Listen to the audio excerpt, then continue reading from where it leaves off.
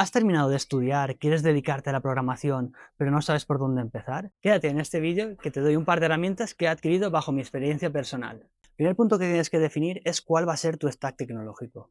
Aquí te puedes encontrar en dos situaciones.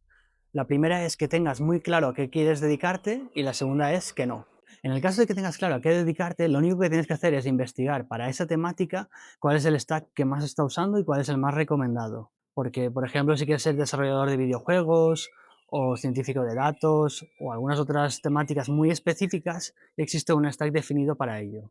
En cambio, en el caso de que no lo tengas claro, yo te recomendaría que te enfoques en JavaScript o TypeScript y que elijas alguno de los frameworks más conocidos que hay allí, como podría ser Next.js, y empieces a trabajar en ello, porque esa es la mejor primera experiencia para trabajar como programador. Aquí podrás desarrollar cualquier aplicación web, que es como el caso de uso más claro que hay dentro del mundo de la programación y donde más trabajo vas a encontrar.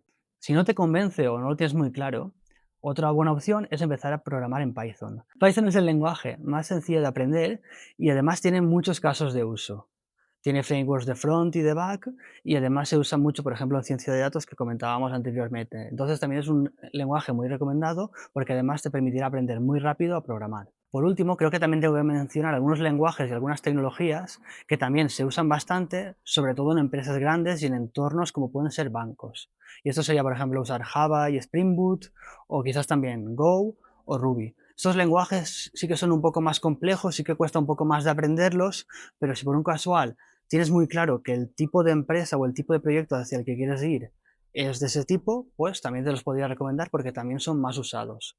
En el caso de que te encontraras una oferta laboral o tuvieras la oportunidad de trabajar en algún sitio donde no se trabaje en alguno de estos frameworks y estás, como digo, en ese caso en el cual no tienes muy claro a qué dedicarte, la verdad es que te recomendaría no tirar por un lado que no sea esto que te estoy comentando, porque la verdad es posiblemente un entorno en el cual te encuentres lenguajes o tecnologías que no sean las más actuales. También es muy importante que te vayas familiarizando en todas las herramientas típicas para un programador.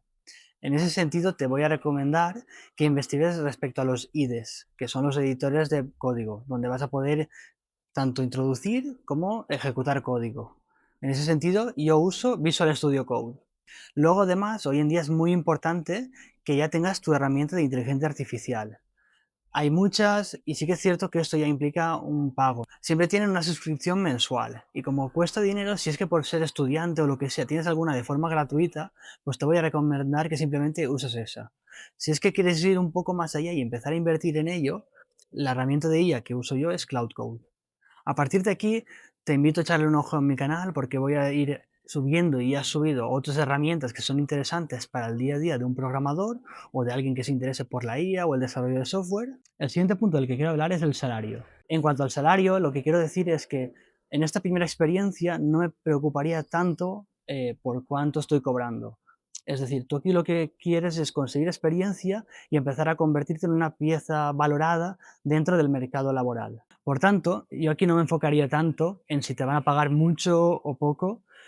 Sí que tienes que buscar que se te pague algo justo, pero realmente lo importante es los otros puntos de los que estamos hablando, ¿no? El que hemos hablado del stack tecnológico y otros que mencionaré a continuación. Sí que es cierto que hay un rango salarial bastante predeterminado y bastante medio en España que te recomendaría, que sería entre 21.000 y 25.000 euros brutos anuales. Si consigues que te paguen dentro de este salario, ya estás dentro de la media, así que genial.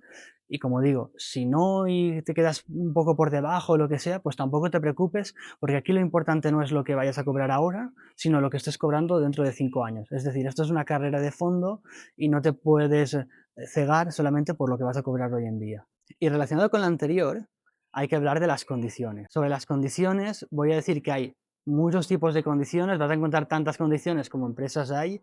Algunas de ellas pueden ser, por ejemplo, que en verano haya jornada intensiva, por ejemplo, que haya horario flexible de entrada y de salida, y muchas otras. Y realmente, pues, si se puede conseguir alguna de ellas, está guay, es interesante, pero lo que realmente me parece importante es qué modelo de trabajo hay. Si es remoto, híbrido o presencial.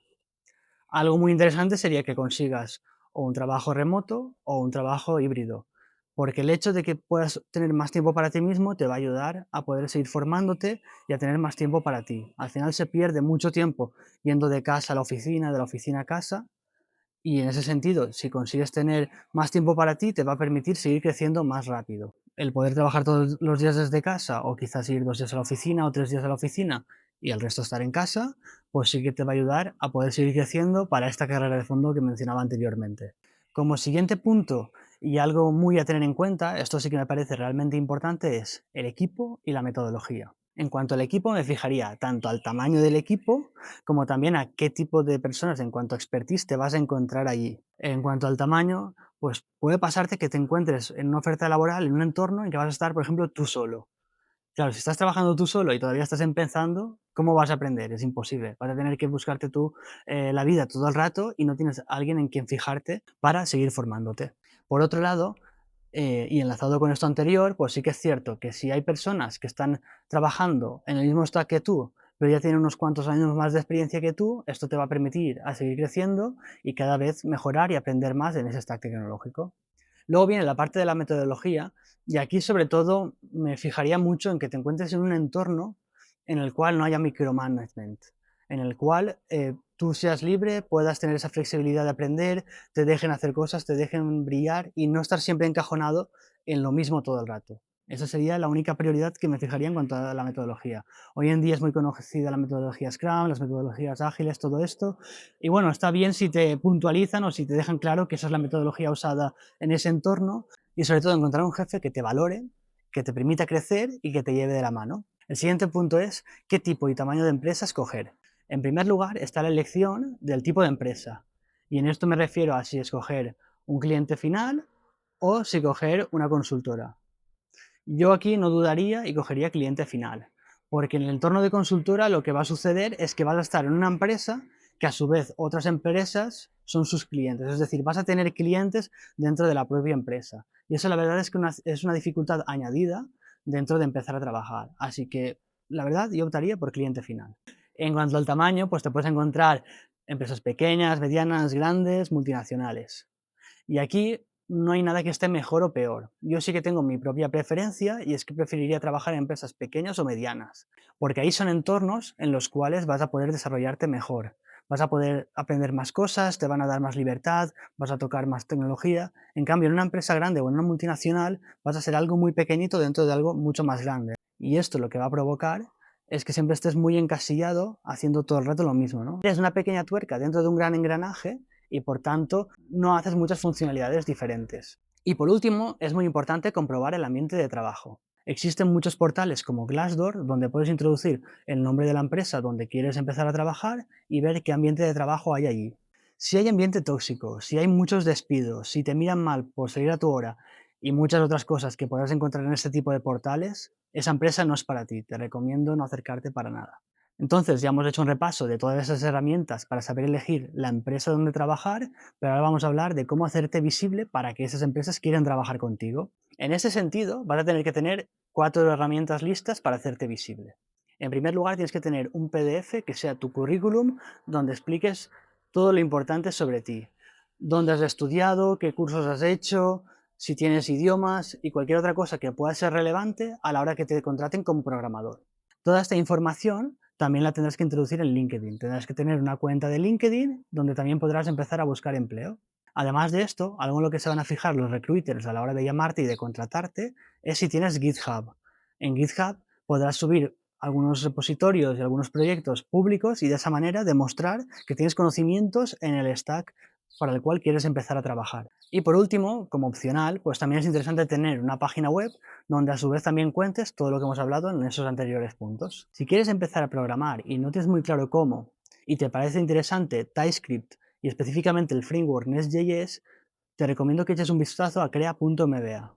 CreaMBA es mi plantilla para empezar a programar. Te encuentras toda la estructura de código, todas las librerías y todo lo que vas a necesitar tanto para empezar a programar como para desplegar la propia aplicación. Y esto te puede servir tanto para crear esa página personal como para también empezar a crear esos otros proyectos que te den esa visibilidad tanto en GitHub como en otras plataformas. Y por último, creo que también es importante hacer la reflexión de que aunque este vídeo va enfocado para ser trabajador por cuenta ajena, creo que también es interesante el siempre tener en mente intentar emprender e intentar montar algo por nuestra cuenta. En ese sentido, los programadores tenemos la gran herramienta de poder programar, de crear una aplicación que pueda facturar dinero y que eso se convierta en nuestra primera empresa, nuestra primera fuente de ingresos, algo así. Y entonces, siempre voy a animar también a ese lado, ¿no? Al del emprendimiento. Y en conclusión, y como consejo final, lo que te voy a decir es que empieces ya y empieces cuanto antes. Seguramente te gustaría seguir formándote, haciendo cursos, para estar totalmente seguro de que lo que vas a hacer está bien hecho y tienes total conocimientos, pero la realidad es que nunca te vas a sentir del todo seguro. Así que cuanto antes empieces, mejor. Esa primera experiencia es la más complicada de conseguir, pero a su vez es la más valiosa, porque una vez tienes esa primera, las siguientes vienen prácticamente solas.